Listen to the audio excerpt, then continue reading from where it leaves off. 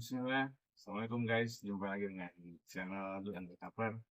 Kita akan podcast lagi guys mengenai uh,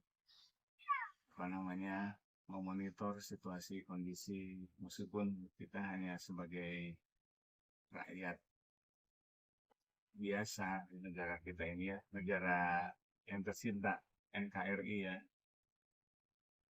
Tetapi kita wajib merhatikan dan mendoakan saudara-saudara kita di Palestina, seiman, seislam. Jadi kita jangan hanya sebatas memonitor, atau melihat, atau mendengar, tetapi kita harus berinteraksi minimal apabila kita tidak mampu untuk pergi ke sana, melakukan jihad fisabilillah, memerangi suatu kaum Yahudi yang memang dilaknat Allah Subhanahu wa Ta'ala. Di dalam Quran dan hadis telah jelas dan sangat-sangat memang Palestina itu adalah tanah suci. Sebelum kiblat kita berpindah ke Mekah Al-Mukarramah, kiblat utama kita ada di Masjidil Aqsa atau Baitul Maqdis. Dan memang tempat-tempat seluruh Nabi dan Rasul dan Nabi kita Muhammad SAW, satu malam yang menakjubkan dan tepat di bulan ini dimi'rajkan guna mendapatkan perintah sholat 5 waktu. Nah, guys, subscriber channel Dulu Undercover, bagaimana sikap kita terhadap situasi konflik yang terjadi yang telah lama dan memakan korban banyak saudara-saudara kita. Semoga saudara-saudara kita tetap diberikan ketabahan, kesabaran, dan tawakal, karena memang janji Allah tanah Palestina yang diduduki oleh bangsa Yahudi insya Allah akan musnah dari peta kita Yahudi. Kita tinggal menunggu keridhaan Allah. Kita menunggu tentara-tentara Allah yang akan memerangi Yahudi, termasuk Syiah. Nah, dari berita Reuters yang telah kita dapat ya, situasi di Palestina pasca 100 hari konflik antara Hamas dan Israel masih tetap terjadi. Meskipun gencatan senjata telah disepakati, ketegangan tetap tinggi di wilayah tersebut. Pasca pertempuran, banyak bangunan hancur dan jiwa-jiwa nelayan. Banyak warga Palestina kehilangan tempat tinggal dan sumber hidup. Sementara itu, Israel juga menghadapi tekanan internasional atas respons militer mereka terhadap serangan-serangan roket dari Gaza.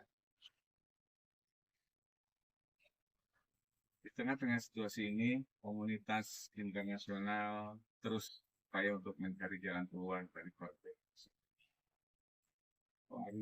Pemerintah negara lain berupaya untuk menjembatani kesengajaan antara Hamas dan Israel serta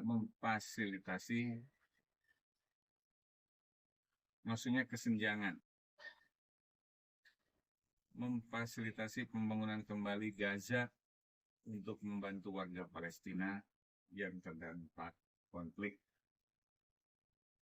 Sementara itu juga organisasi internasional seperti PBB terus melakukan upaya kemanusiaan untuk memberikan bantuan pada korban konflik. juga di samping itu tantangan-tantangan yang besar juga terjadi dalam membangun kembali daerah yang terdampak.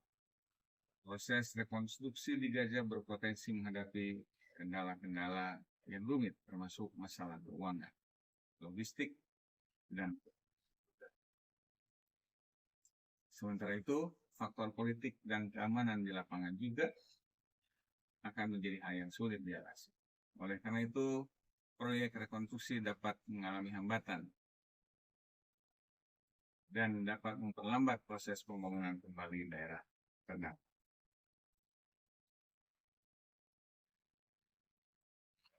Selain itu, reaksi masyarakat internasional terhadap konflik tersebut juga beragam. Banyak negara maupun organisasi non-pemerintah yang mengutuk tindakan kekerasan dan menyuarakan dukungan untuk perdamaian.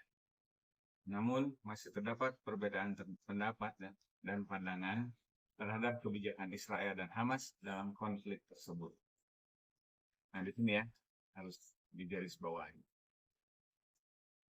Kebijakan Israel dan Hamas dalam konflik tersebut.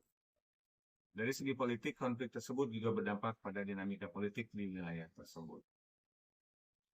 Struktur kekuasaan di Palestina, termasuk antara Hamas dan Fatah, akan terus menjadi fokus perhatian dalam upaya rekonsiliasi dan pembentukan pemerintahan yang bersatu. Di samping itu, dalam konteks Israel, konflik tersebut juga tercermin dalam dinamika politik internal yang dapat mempengaruhi stabilitas dan kebijakan luar negeri negara tersebut. Dalam situasi ini, penting bagi semua pihak yang terlibat untuk menjaga gencatan senjata dan mengutamakan upaya perdamaian, upaya-upaya negosiasi dan diplomasi harus terus dilakukan untuk mencapai penyelesaian yang berkelanjutan dan adil bagi kedua belah pihak. Apakah itu terjadi? Apakah itu akan sesuai dengan Quran dan Sunnah? Silakan komen. Juga selain itu, bantuan kemanusiaan perlu digalak untuk membantu warga Palestina yang terdampak dari konflik tersebut, serta untuk mendukung proses rekonstruksi Gaza. Karena kita lihat sebelumnya ya di Gaza sebelum terjadinya peperangan antara Hamas dan Israel, Masya Allah, udah kotanya di pinggir laut, Masya Allah, indah dan sangat luar biasa kayak. Tapi sekarang hanya puing-puing gedung-gedung, serta tidak ada rata semua pembangunan. Subhanallah. Dan terlepas dari tantangan-tantangan yang ada, harapan akan perdamaian tetap terjaga. Pihak-pihak yang terlibat harus mampu menunjukkan komitmen yang kuat untuk mencapai solusi damai, sambil tetap memperhatikan keadilan dan hak asasi manusia bagi semua pihak yang terdampak konflik tersebut. Keberhasilan dalam mendamaikan konflik di Palestina tidak hanya akan memberikan manfaat bagi masyarakat di wilayah tersebut, tetapi juga bagi stabilitas dan perdamaian di seluruh wilayah timur. Bagaimana menurut?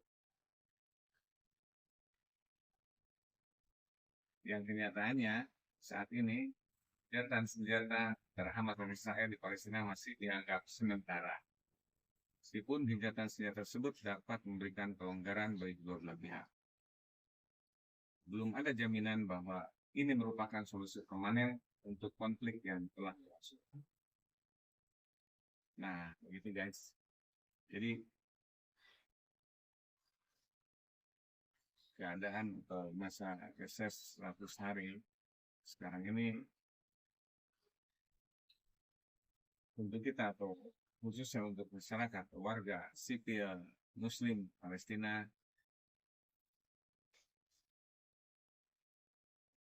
masih galau guys. Dan tidak menentu. Juga segala sesuatu kebutuhan di area Gaza khususnya sangat-sangat terbatas. Kita lihat di dalam berita-berita, subhanallah, sangat-sangat memprihatinkan.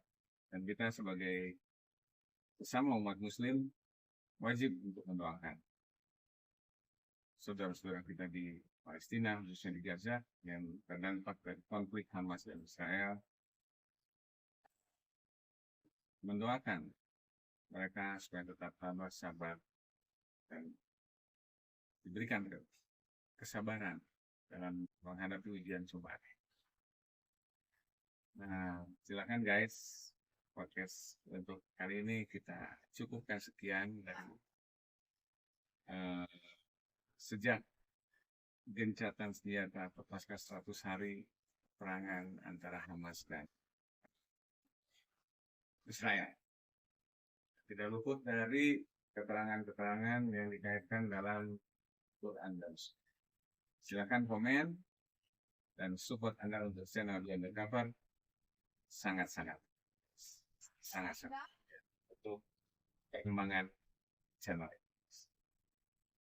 See you next vlog, see you next content, see you next podcast, dan tetap semangat.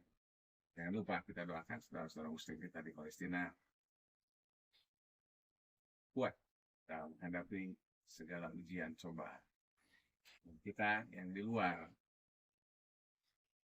atau kita sebagai warga yang sama iman, sama Islam, wajib dan tetap harus mendoakan mereka. Insya Allah, Allah akan memberikan yang terbaik untuk warga-warga muslim Palestina.